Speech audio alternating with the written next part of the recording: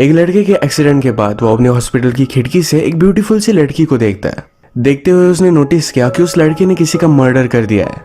कहानी में ट्विस्ट तब आता है जब एक स्ट्रेंजर का उसे मैसेज आने लग जाता है। उसे उस मर्डर के बारे में सब कुछ पता था। अब आगे क्या होगा ये इस मूवी की मिस्ट्री है। हेलो फ्रेंड्स, आज मैं आपको 2017 की एज ऑफ इनोसेंस ये मिस्ट्री थ्रिलर मूवी एक्सप्लेन करने वाला हूँ। इसमें अलग अलग ट्विस्ट एंड टर्न्स आते हैं, तो अंत तक इस वीडियो को जरूर देखिएगा। अब बिना किसी देरी के एक्सप्लेनेशन स्टार्ट करते हैं। मूवी स्टार्ट होती है और हम हमारे मेन कैरेक्टर कैंग से इंट्रोड्यूस होते हैं। कैंग 19 ईयर्स का है। उसे अपनी बाइक पर अलग अलग प्लेसेस पर जाना अच्छा लगता है। उसका मानना है हमें लाइफ में जो भी चीज़ करनी है, जो भी चीज़ चाहिए वो जल्दी से कर लेनी चाहिए, बाद में हमें पछताना ना पड़े। आज भी वो कहीं जा रहा था, तभी अचानक से आगे की गाड़ी से एक टायर नीचे गिरा। ये कैंग की गाड़ी पर आ रहा था, तो इस वजह से उसका बैलेंस चला गया। नीचे गिरकर उसका एक्सीडेंट हो जाता है। इसके बारे में अपने पेरेंट्स को बताकर वरी करवाना नहीं चाहता था, तो अपने फ्रेंड्स को उसने कॉल किया। उसके फ्रेंड्स उसे हॉस्पिटल में एडमिट कर उसका बहुत ख्याल रखते हैं। इन फ्रेंड्स में एक लड़की है जिसका नाम है जूली, पर हम इसे जूली बुलाएंगे क्योंकि ये सारे नाम कॉम्प्लिकेटेड ना हो जाए। जूली के साथ उसका फ्रेंड भी था जिसका नाम था जाओ। उसके फ्रेंड ने उसे कहा कि तुम्हें इस तरीके से इतना ज्यादा घूमना नहीं चाहिए। वो उन्हें भी वही बात बताता है कि लाइफ में मैं कुछ भी रिग्रेट नहीं करना चाहता। उसके बेड के पास और एक पेशेंट था। इस ओल्ड मैन को डायबिटीज बीपी है। वो हमेशा हॉस्पिटल में रहता है।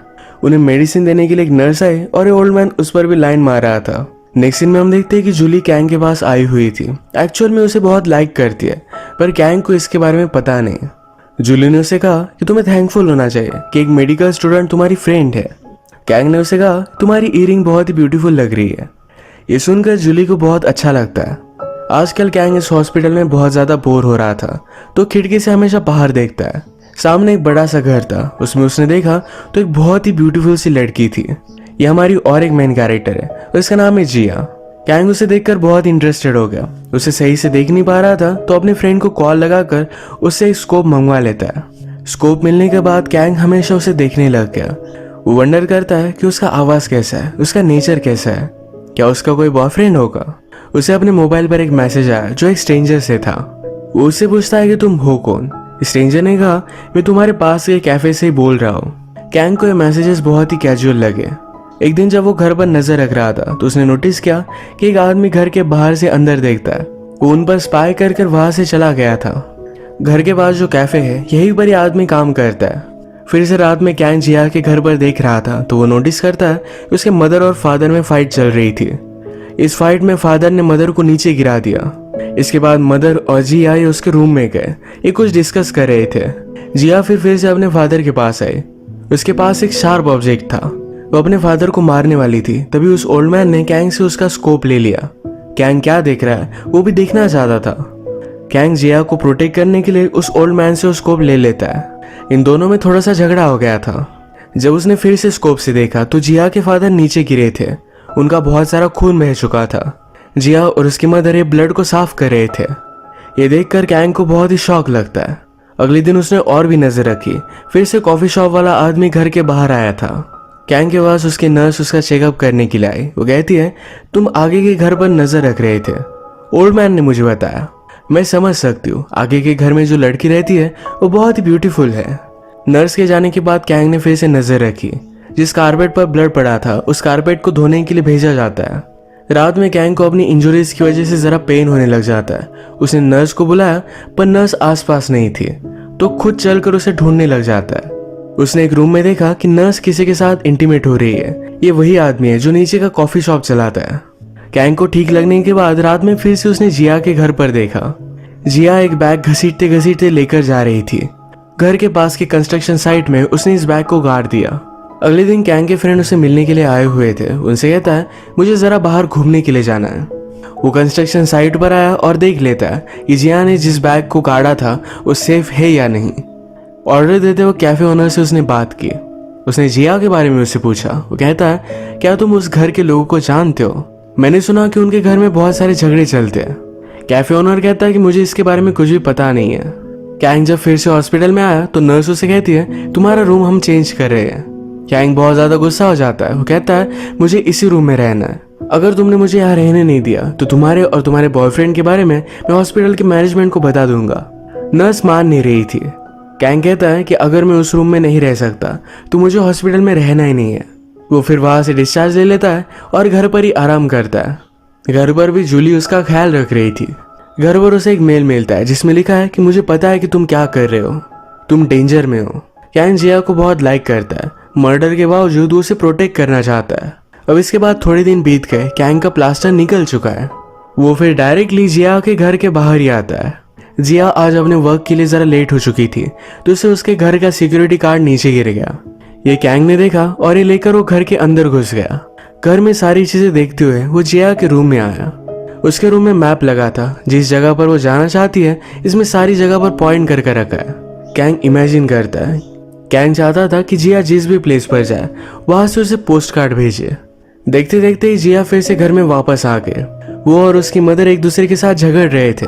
जिया बता रही थी कि मुझे इस तरीके की लाइफ नहीं जीनी, पर उसकी मदर उसे फोर्स करती है। अगले दिन कैंग फिर से जिया का पीछा करता है। वो कैफे में गई और कैफे ओनर के पास रो रही थी। इसके बाद वो जहां भी जाती है वो उसका पीछा करता है।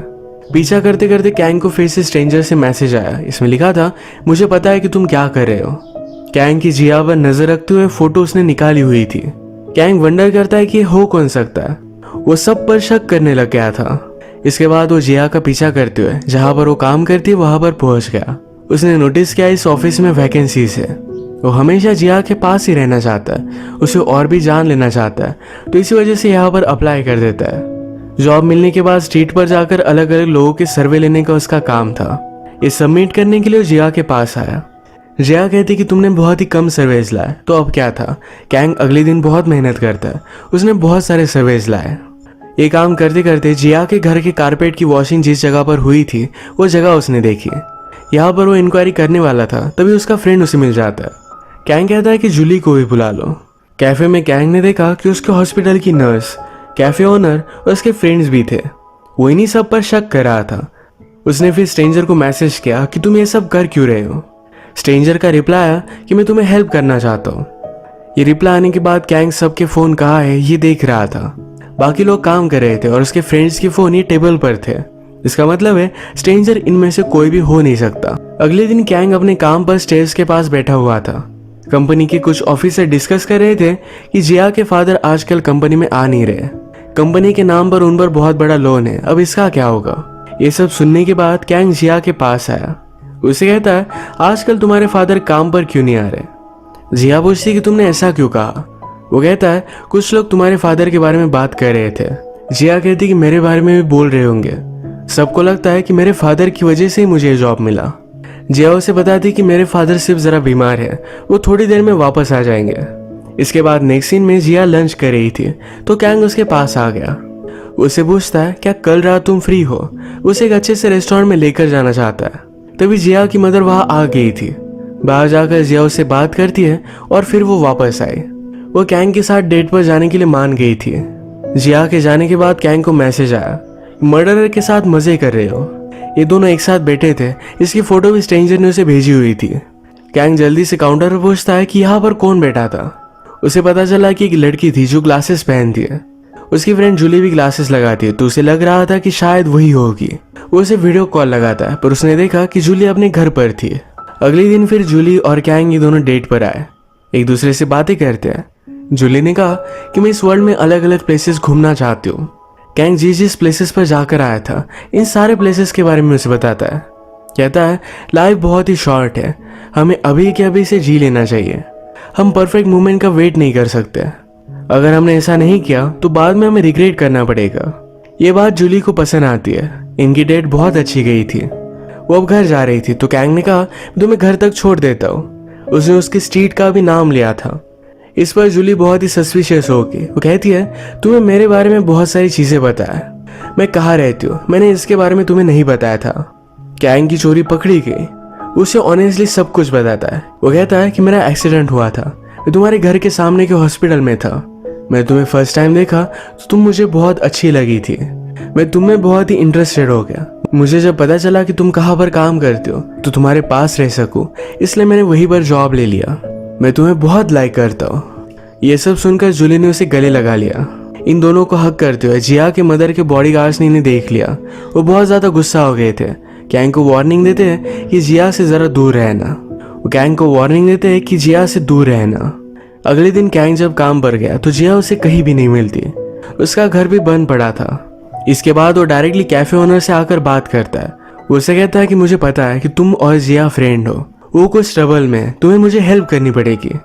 कैफे ओनर ने कहा कि जिया को पता है कि वो मुझे कहाँ ढूंढ सकती है, अगर उसे मेरी ज़रूरत होती तो मुझे ढूंढ लेती।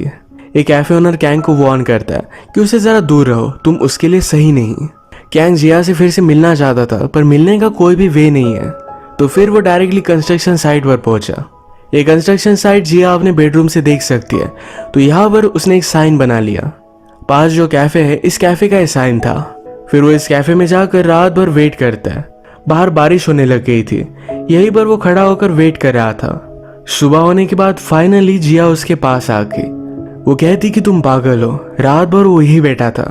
ये दोनों एक दूसरे को गले लगा लेते हैं। जिया कहती कि अब उस घर में मैं नहीं रह सकती।